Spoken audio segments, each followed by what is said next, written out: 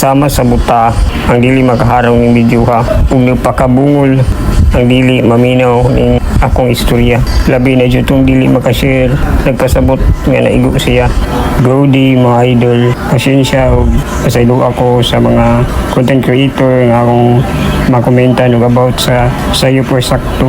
Dili po ingon nga perfect ko kay kitantan ng mga tao doon na may kasaypanan. Pero ato lang batugutan nga ingana na lang kasayon nga ang sakto himuon na natong sayop ug ang sayop atong himuong sakto. Katulog na ba? Ikatulog na mo ka. Isagit ko. Sige. Isagit mo ko. Matarang tigulang yan. Matulog na mga batas. Pisti. Katulog na, be. Katulog na. Ako naman mo, dili ka. Ano, buhat man ka. Sige na. Katulog na. Maghihot mo. Bihot mo. Ano mo balik ko? Bihot. Ang balik ko to. Ibigay ako. Pakarap mo ka. Higba. Katulad mo, ikat-check ko. Gusto mo ba mag-aaral ng sabong? Siyempre, kay sa PLG. Matatag, maasag, at masaya. Ang link nasa comment section. Ang sugal karon normally magatunan na lang yun sa mga kabataan. Kaya number one mga influencer na nag-promote ni ini karon sa social media.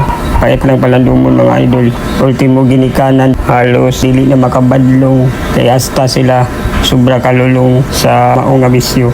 Gusto po na sa inungdan karon mga idol nga makita na to sa mga kabataan, sa mga new millennial. Kasagaran wala na yung pamatasan sa ginikanan. Sabi na sa mga ultimo nga nakita nilang naglisod. Gusto na lang ilang tubot may matuman ba. Gusto po lang hinungdan ni ana ang social media. Tungod kay diri dapita makita na mga daghang sayop nga ipambuhat. Tungod lang kay na yung mga content nga gihimo para lang sa value sa usa ka kwarta.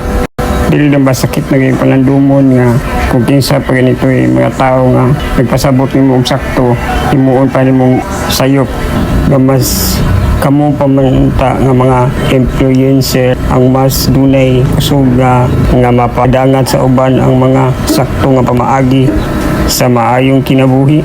Wala lang tayo makahibaw mga idol nga kita na sa kapahamakan. Sa pagkakaroon, dili pa na nato makita or mabatiyagan kay tungod natabunan ka sa balyo sa ka kwarta pero sa maabot panahon may buong na lang ka nga unsa ni mga hitabuak kung anong ani ko karon ka problemado ug wala ka ba og ano nga sa imong huna wala mga sala o wala mga sayop mga ibuhat. Pero na-miss na dito nimo ang mga higayon nga magamay or madako. May muhang buhat nga sayop nga imo nang ipasagdaan. Kabot na sa point mga idol nga daghang mga pasakit sa akong balatian pero dili na ko na ibaliwa kay mas muna hinungdan nga mas pupadayon ko ug mo ila ug mo salig ni Lord God na pinakagamahanan sa tanan ug wala nila iba. Wala niya akong ikasulti. Ang sayop yun na ug walay sayop na mahimong sakto tungod sa value sa kwarta. Bisan pag minsan nakadako sa value sa kwarta ihatag niyo sa kuha para lang bubuhat og mga sayop na content. Dili yun na mahitabo mga idol. Kasaylo akong nagapasakit ko sa inyong tungod sa akong comment pero dili ko sama sa ubang basher. Patakan nag-comment para intention nga masuko ang mga content creator nga lang ibash.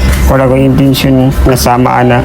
Pinaka tumbong sa akong gibuhat para lang makorek ang sayop nga atong nabuhat kay tao lamang kita. Pero dili na hinungdan nga magpakasayop ta tungod sa atong pagkatawhanon, tungod kay atong kinabuhi. Wala hindi dikanan kundi ang pinakasakto sa tanan ang Ginoo. Daghang salamat Lord God.